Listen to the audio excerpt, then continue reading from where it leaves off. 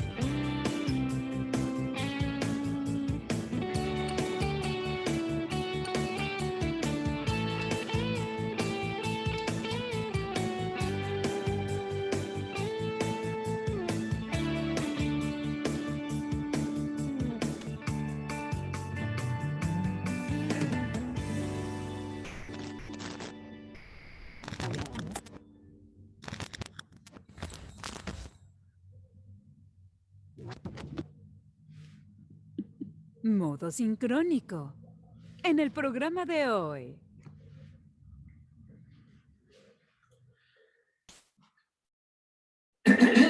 ¿Cómo están? Bienvenidas y bienvenidos. Listos, vamos y listas. Vamos a empezar con América Latina. Por acá. Ahí está América Latina, claro que sí. América Latina o Latinoamérica, cualquiera de las dos formas está muy bien. Nuestra América Latina de nuestro corazón, a la que tanto queremos y adoramos. Y la verdad es que aquí hay gente impresionante. Las latinas y latinos son así, somos lo máximo. Tenemos una gran riqueza cultural y también un optimismo desbordante, como en los festivales y en todas nuestras expresiones culturales, pues somos, no sé, dicharacheros y rebosamos de energía y de optimismo, ¿no? Como bien dice acá. No hay que olvidar simplemente el Mundial de Fútbol o cualquier copa de fútbol, pues es simplemente apasionante, ¿no? De ahí me voy con algo más que destaca Latinoamérica, que son las carencias. Ahora, la parte de las carencias es algo pues preocupante porque ha sido un problema que ha persistido desde hace muchísimo tiempo. Ni siquiera quiero pensar en la conquista, pero bueno, pensemos desde la conquista hasta nuestros días, ¿no? Y es que esto de las carencias es un tema muy, muy largo. Me voy a ir también a algo un poco más para acá, no tan la conquista, pero hagan de cuenta, porque voy a regresarme con Simón Bolívar, este gran héroe libertador de América, porque él no nada más liberó un país, no, del yugo de los españoles. No liberó dos países, no, que va, dos países, ¿eso qué? Cualquiera. Tres países, no, tampoco. Cuatro países, no, por favor, ¿qué me estás hablando? Solo de Simón Bolívar. Simón Bolívar liberó en total 6 países de Latinoamérica, que son Venezuela, Perú, Colombia, Ecuador, Bolivia y Panamá, aunque Panamá en realidad era parte de Colombia, pero bueno, ¿quién está contando ahora realmente, no? Pero bueno, 6 países que liberó Simón Bolívar, no es cualquier cosa. Y finalmente, pues también no solamente logró independencia, sino también constituyó repúblicas, lo cual pues no es cualquier cosa. Pero ahora, vámonos a una carta que de alguna manera nos profetiza, nos presagia cosas no tan positivas para América Latina. La carta dice más o menos así: he mandado 20 años y de ellos no he sacado más que pocos resultados ciertos. Uno, la América es ingobernable para nosotros, lo cual ya es mucho decir. Dos, el que sirve una revolución ara en el mar. Arar es esto de rascar en la tierra, entonces pues imagínense, obviamente rascar la tierra en el mar no tiene ningún sentido, no va a ninguna parte, y un poco es a lo que va exactamente Simón Bolívar. Lo cual me lleva, porque todavía no veremos eso como tal y lo platicaremos un poco de manera indirecta, pero vaya, América Latina se ha distinguido por tener muchas revoluciones, versión corta. Tres, la única cosa que se puede hacer en América es emigrar.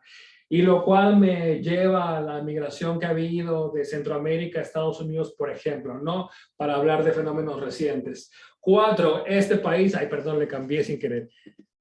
No pasó nada. Este país quedará infaliblemente en manos de la multitud desenfrenada para después pasar a tiranuelos casi imperceptibles de todos colores y razas. Lo cual podemos decir que más o menos ha pasado, pero ojalá que deje de pasar, pero eso no lo sabemos. Quinto o cinco, devorados por todos los crímenes, extinguidos por la ferocidad, los europeos no se dignarán a conquistarnos. Todavía no, como una especie de, pues ya en el peor de los casos que nos conquisten de nuevo, pero no, ni siquiera eso, ¿no? Ni siquiera le ve futuro a eso. Y por último, seis, si fuera posible que una parte del mundo volviera al caos primitivo, pandemia, este sería el último periodo de América Latina. Bueno, de la América, pero bueno, hablamos de América Latina. Entonces, pues como pueden ver, no nos presagia nada nuevo. De ahí me voy de Simón Bolívar hasta protestas en Chile en 2019 por la desigualdad social, precisamente. Y lo que pasa, todo empezó porque se estaba aumentando el costo del boleto del metro, lo cual generó protestas, sobre todo en la juventud, porque pues decían tal cual, ¿no? Es que a mis papás no les alcanza para darme más dinero para que me vaya en metro. Y empezó a haber protestas y luego la policía pues tuvo una exagerada reacción a esas protestas, lo cual incrementó el enojo y el grado de las protestas, y así se han ido estas protestas poco a poco elevando. Lo que pasa, y es que tampoco es para menos, 33% del ingreso que genera la economía chilena la capta el 1% más rico de la población. Entonces, claramente está ocurriendo una desigualdad económica. Ya lo hemos platicado cuando hablamos de Piketty un poquito, pero bueno, esto ya es Piketty en versión real y concreta. Entonces, ese es el problema que también caracteriza a Latinoamérica, esta desigualdad. Y es que tenemos desigualdad por donde se le quiera ver, ¿no? Tanto por desigualdad de género como por desigualdad de, no sé, países, de clases sociales, de oportunidades, de lo que ustedes gusten y manden. Y precisamente este problema de desigualdad que caracteriza también a América Latina, pues ya había sido visto o previsto por algunos teóricos latinoamericanos, como por ejemplo Raúl Prebisch. Entre el 40 y en el 60 propuso varias ideas, varias teorías. Él es un economista argentino y lo que él propone, al menos en esta primera filmina, en slide, diapositiva, es que hay una, lo que él dice es que hay una dependencia. Es decir, él ubica que hay países desarrollados, Estados Unidos, que exportan productos de valor agregado y de alto precio, ¿no? Por ejemplo, iPhones. Entonces, para que estos iPhones existan, se requiere de países subdesarrollados que exporten materias primas de bajo precio. Y esto es Latinoamérica. Somos países subdesarrollados, así lo dice Raúl Prebisch, que exportamos materias primas, no exportamos productos de valor agregado, y esa es la parte compleja. Somos países periféricos de los países desarrollados, pero claro, esto se vuelve cíclico. ¿Cómo nos vamos a desarrollar si no podemos crear nosotros y nosotras mismas estos productos de valor agregado? Ese es el problema. Entonces, lo que él propone en otro momento es la sustitución de importaciones. Es decir, en vez de que yo me la pase toda la vida comprando iPhones a Estados Unidos, voy a poner una fábrica de nuestros propios iPhones latinoamericanos, hechos con materia prima latinoamericana, y pues los voy a vender al extranjero de manera local y con eso voy a recuperar, ¿no? En teoría suena como una buena idea. No por nada puse esta imagen de buy local o buy local, porque finalmente pues se parece un poquito a eso, ¿no? Hay que comprar de manera local para que no se pierda el comercio local, porque finalmente lo que tenemos aquí en corto es el comercio local, es a grandes rasgos parecido a lo que propone Prebisch, pero ya a la hora de aterrizarlo, y sobre todo cada nación latinoamericana, la manera en que lo aterrizó, esto significó pues subsidios, ¿no? Porque entonces ya tú le dices al papá gobierno, oye papá gobierno, necesito poner una fábrica de iPhones, pues móchate con que será el 50% de la fábrica, ¿no? Del costo de elaboración, de creación, de poner la fábrica, de infraestructura, capacitación, insumos, materias primas y plan, y yo pongo la otra mitad. Bueno, va, muy bien, claro que sí.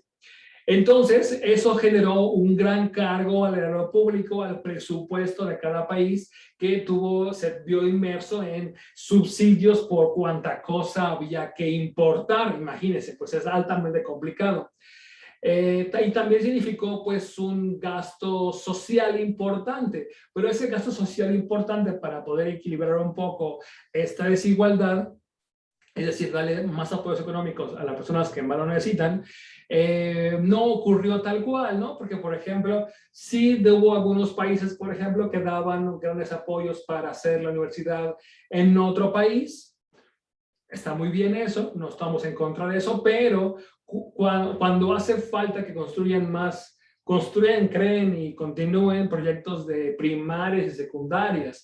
Entonces, de poco sirve para generar esta movilidad social que tú le pagues la universidad a alguien que la estudie en otro país para que pues tenga un mejor futuro, eso nadie está en contra, pero si no puedes asegurar eso para todas y todos en primarias y secundarias, pues no es justo, porque esa persona que llega a la universidad, pues quizás tuvo universidades privadas, ¿no? De secundarias privadas o primeras privadas. Entonces ya ahí se ve un poco desequilibrada la ecuación. Por eso es que le puse aquí gasto social preferencial, que no necesariamente era muy bien distribuido. Y por otra parte, el hecho de que tú le digas, oye, ya no, papá gobierno, carnal gobierno, no seas mala onda, móchate con el 75% del presupuesto del mes. Lo que pasa es que he vendido bien poquitos iPhones, no me alcanza. Entonces, no seas mala onda, móchate, porque si no voy a tener que cerrar la fábrica y eso va a significar mucha pérdida de empleo y tú no quieres eso. Entonces, eso hace que también haya corrupción, porque empieza a haber amiguismos entre yo tengo la fábrica, mira, te paso unos iPhones y tú me pasas un poco de subsidio y así nos arreglamos para que todo el mundo esté feliz.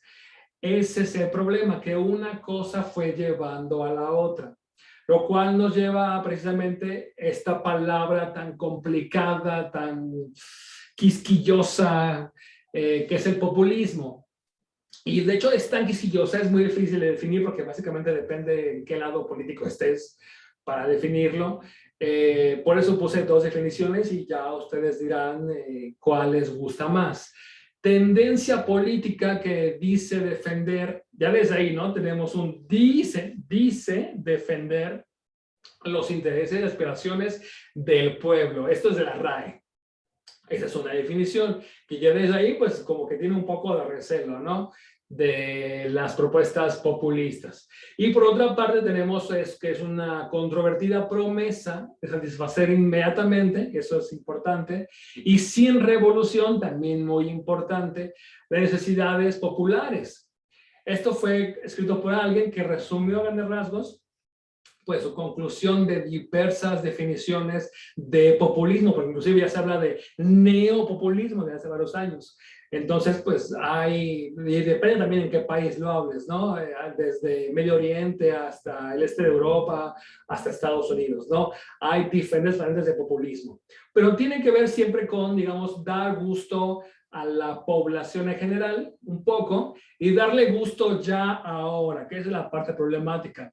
Y sin revolución, porque pues ya a esta altura de la historia de la humanidad ya no tenemos tanta fe en que una revolución vaya a hacerle justicia a ninguna parte de la población, ¿no? Entonces ya pasamos a la Revolución Francesa, ya pasamos la Revolución Mexicana, la Revolución Cubana, que vamos a ver después, entonces no, como que no va a ninguna parte de la revolución.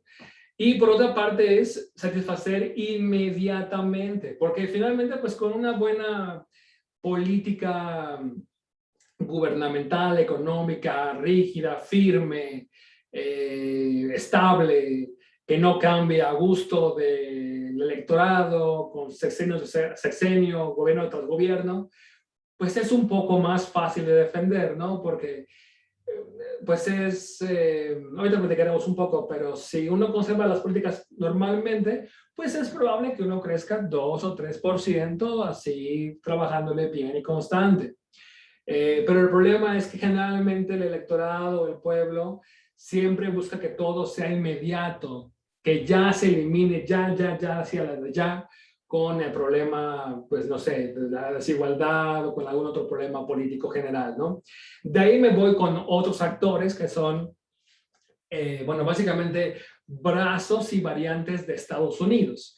Tenemos el Fondo Monetario Internacional, el Banco Mundial, calificadoras de riesgo como Moody's, como Fitch Rating, como Standard & Poor's. Ellas, todos estos bancos y las calificadoras lo que hacen es precisamente dar el visto bueno para que accionistas de todo el mundo digan, ah, sí, sí pongo mi dinero aquí, no, sí es confiable. El problema es que ya no hay tanta fe ninguno de estos elementos por lo demás, pero específicamente en las calificadoras de riesgo. Por ejemplo, en la crisis de 2008, en Estados Unidos, ¿se acuerdan? El problema con lo que hubo con las hipotecas, el banco Lehman Brothers y otros actores económicos en Estados Unidos, fue que las calificadoras de riesgo los habían evaluado bien hasta ese momento, es decir, sabían que había problemas, pero pensaron positivamente. Dijeron, nah, no pasa nada. Va a venir Estados Unidos, el papá gobierno, y va a rescatar a los bancos y no va a pasar nada. O sea, sí hay como malas políticas, pero malas prácticas, pero pues ya el gobierno llega y lo resuelve todo y no pasa nada. El problema es que el gobierno no hizo nada de eso. Y por eso fue la crisis, pues básicamente mundial de 2008. Entonces, desde ahí ya no hay, desde un poco antes, no hay tanta confianza en las calificadoras de riesgo. Por eso, y además porque pues es un poco también chantajoso, ¿no? Si no haces lo que yo te digo, no te voy a evaluar bien. Pero hacer lo que yo te digo es el contrapeso de lo que vimos del populismo. Ahorita va a quedar un poquito más claro. Tenemos ya por fin unas obras de arte que hablan sobre esto, como en este caso de Nadine Ospina, se llama Familia, y lo que representamos aquí, lo que se representa aquí es estas imágenes, estas estatuillas, que a su vez parecen ser prehispánicas, pero con un toque estadounidense, ¿no? Claramente identificable por las orejas de Mickey Mouse. Entonces, algo bien complicado, pero finalmente está hablando de algo nuestro, que es cómo podemos repensar o pensar en Latinoamérica sin la presencia de Estados Unidos. Es muy difícil. De alguna u otra forma, siempre está ahí Estados Unidos en algo. O, por ejemplo, esta otra obra de Cildo Meireles, brasileño, el anterior era colombiano, el artista, se llama Proyecto Coca-Cola, en donde lo que él hizo fue un proyecto pues subversivo, en donde lo que hacía era en las botellas de Coca-Cola las volvía a serigrafiar y les dejaba impresas estas imágenes de cómo crear una bomba Molotov, por ejemplo, con la botella de Coca-Cola, o cómo, por ejemplo, esta que está por acá dice Yankees Go Home. Entonces, pues eran ideas que estaban dentro de la botella de Coca-Cola, pero que solamente, si ustedes ven la botella vacía, no se alcanza a ver nada, solamente se ven una vez que se llena con el refresco. Entonces es muy complejo hablar sobre este tipo de obras de arte que buscaban precisamente comunicar esta desaprobación en contra de estas transnacionales, ¿no? Por decirlo barato, y la presencia de Estados Unidos, ¿no? Cómo pues fue llegando a Brasil y claramente también, ahorita lo vamos a ver, a Colombia. Como en el caso de Antonio Caro, también por esos mismos años, en la década de los 70s, ocurre este ingreso de Coca-Cola a Colombia y se vuelve obviamente, como siempre pasa con Coca-Cola, tan todo presente, tan ubicua por todas partes, la marca como la presencia de refresco, que ya, pues, ¿no? Desde ahí el juego de la imagen de la letra de Coca-Cola con la letra de Colombia, ¿no? Como pareciera que es difícil imaginar una cosa sin la otra. Entonces, un poco a eso se refiere también Antonio Caro con esta obra de arte. Regresando un poco en el recuento, ya en los 80 se le llamó década perdida. Se le llamó década perdida porque pues estábamos bien con nuestra década de sustitución de importaciones, como lo dijo Prebisch, pero ocurrió que hubo una menor demanda internacional de materias primas o de commodities. Esto significó que muchos países que pues vendían estas materias primas ya no tuvieran tanto ingreso, lo cual vino totalmente en contra de los países, porque al mismo tiempo el Fondo Monetario Internacional y el Banco Mundial habían dado grandes préstamos a estos países. Y esto pues provocó una crisis muy importante en toda Latinoamérica y pues poco a poco se fue recuperando con una reestructuración neoliberal, ya un poco más cercana al Fondo Monetario Internacional y al Banco Mundial, pues para darle gusto a los prestamistas, porque claro, el Fondo Monetario o el Banco Mundial te dicen, pues mira, la verdad yo no creo que te recuperes de la crisis, así como vas. Pero si haces lo que yo te recomiendo, posiblemente, probablemente vayas a recuperarte. Entonces es ahí donde está esta presión externa para meter las manos en las economías locales de Latinoamérica. Y es que vean cómo estaba. Esta es la deuda externa latinoamericana de varios países en varias décadas. En los 70s, que son los colores claritos, los grises claritos, como pueden ver, pues todo estaba como bien controlable. Digo, eran millones de dólares, pero bueno, controlable todavía, quiero pensar. Aquí con 7,000 México millones de dólares, ¿no? Es mucho dinero, pero bueno, controlable. Y de repente en los 80s, empezando los 80s, pues ya habían subido un poco más su cartera de préstamos, casi todos los países, pero vean, de los 80s a los 90s, es decir, en toda esta década perdida, se duplicó prácticamente la deuda externa de cada país. Entonces, pues sí, obviamente, vean en México, el caso de México, el caso de Brasil, está endeudadísimo. Entonces, de Argentina ni se puede hablar, y Venezuela, pues todavía no llegaba aquí Hugo Chávez, ¿no? Pero vamos a hablar después de cómo, pues también afectó todo lo de Hugo Chávez, pros y contras. Entonces, aquí, por ejemplo, podemos ver claramente cómo fue incrementándose de manera, duplicándose, ¿no? Casi exponencial la deuda externa de Latinoamérica. Y aquí, en otra gráfica, por gráficas no paramos. Pueden ver claramente cómo en este porcentaje del PIB, el porcentaje del PIB no me encanta porque no es tan claro, no podemos traducir muy claramente en miles de millones de dólares, pero bueno, igual vean cómo no es positivo, vean así como claramente, aquí iba bien en la década de los 70s, con lo de Previch, iba todo muy bien, llegaba aquí Coca-Cola, pero, y todavía y no estaba como muy bien, o sea, esto estaba bien, pero no excelente. Pues ya imagínense, si esto no estaba excelente, pues aquí estaba muchísimo peor. Esta fue la década de los 80s, claramente fue una década perdidísima, y a los 90s fue poco a poco corrigiéndose el rumbo por varios cambios en las políticas económicas y monetarias de cada país. Y bueno, ya esto es un poquito lo que pasó después con varias crisis, como por ejemplo la de Estados Unidos. Y ni qué hablar de la época del COVID, aquí en la pandemia, también hablando de porcentajes del PIB, del Producto Interno Bruto, pues la deuda general de Latinoamérica aumentó muchísimo. Vean, no se duplicó porque pues ya sería demasiado, pero vean cómo Argentina pasó del 90% a 104%. Es decir, ya que un país deba el 100% de su PIB y un poquito más, no es algo muy bueno. Igual con Brasil, igual con Costa Rica, igual con Uruguay, Colombia, que son de los países que tienen las deudas más grandes en la actualidad a costa de lo que ha significado pues precisamente la pandemia de coronavirus, ¿no? Esto también es más o menos lo que les decía, pero ahora sí ya de la totalidad de Latinoamérica.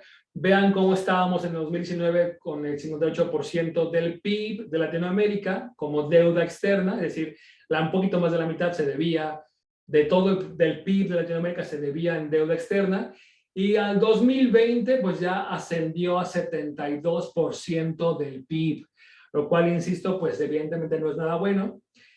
Pero bueno, aquí el pronóstico para 2023 es que pues varíe entre 73, 74 o 76% del PIB si todo sale mal, y podemos ver casos como el de Brasil o de Argentina, en donde, o el de Colombia o el de Chile, que platicábamos en su momento, pues de cómo es un poco difícil y requiere precisamente endeudarse más para poder solventar tantos compromisos que se requieren, les digo y les insisto, inmediatamente de resolver, ¿no? Esa es la parte problemática.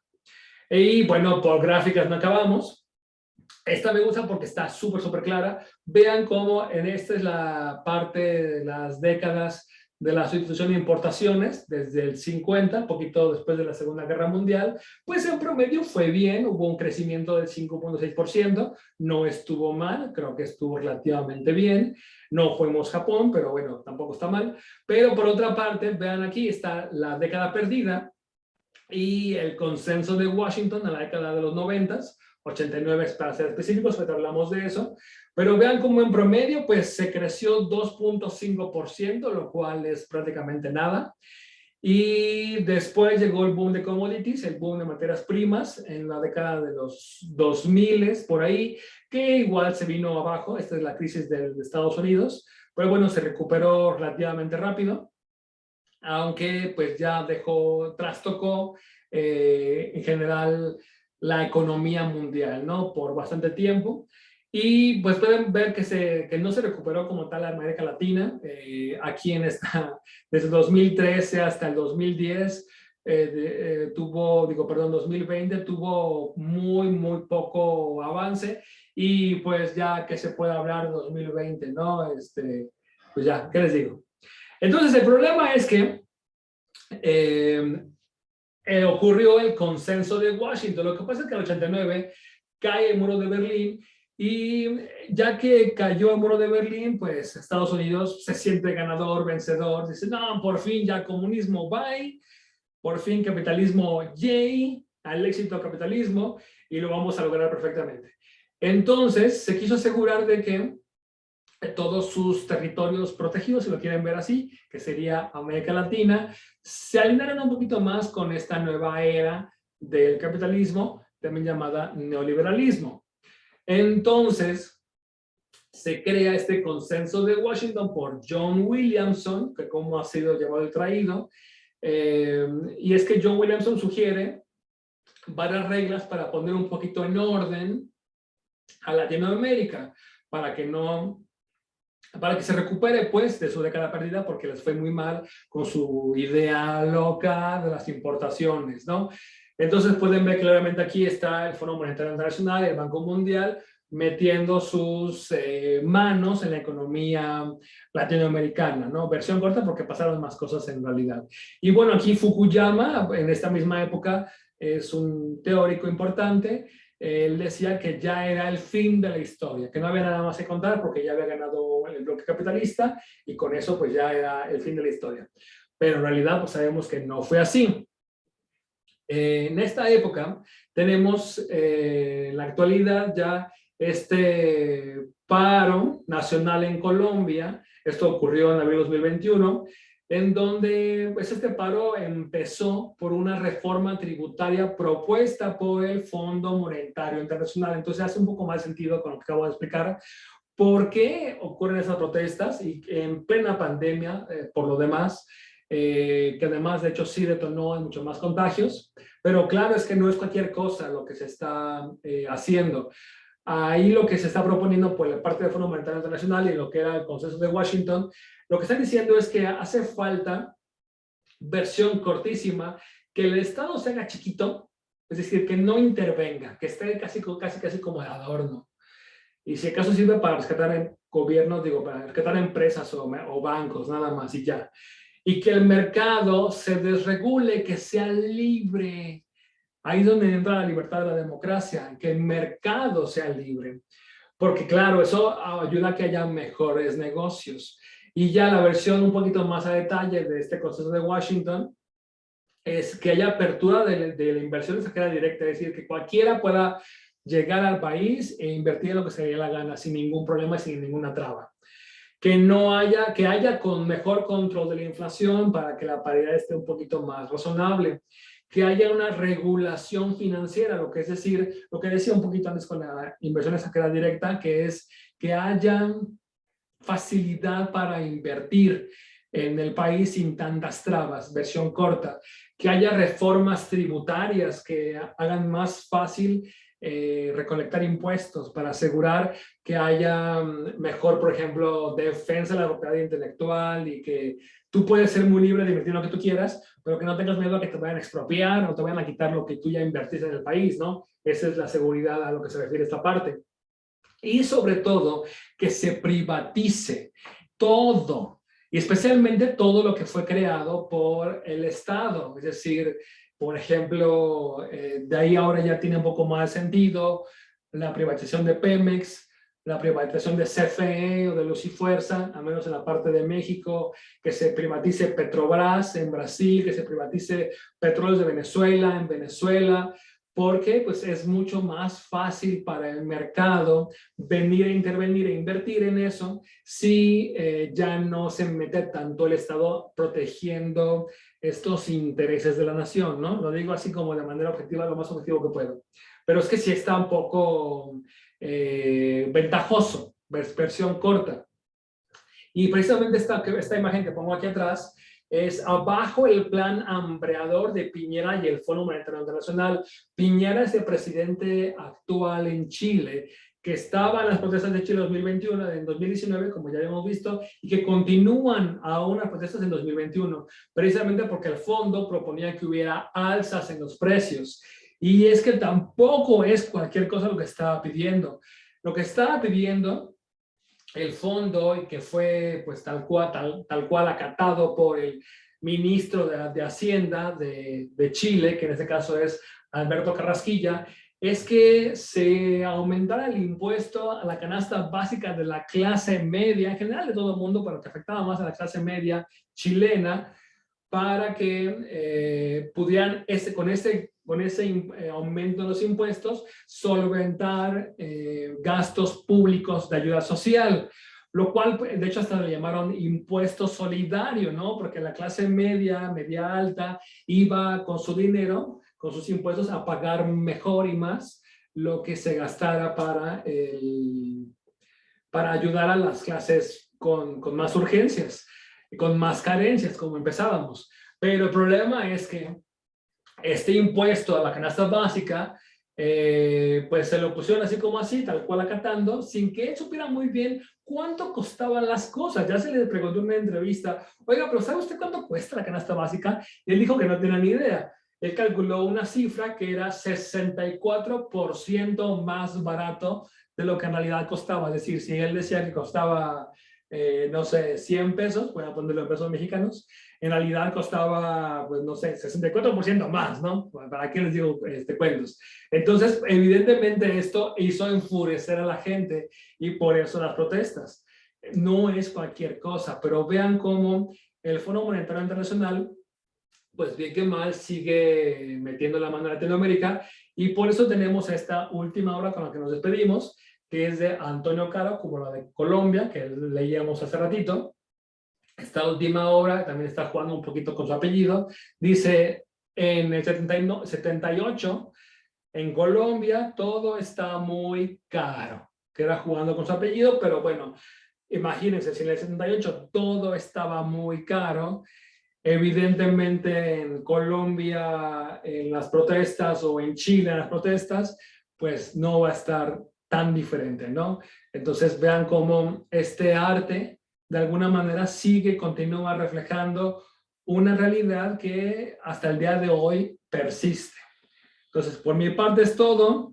Sean ustedes muy, muy, muy felices. Todos seamos felices.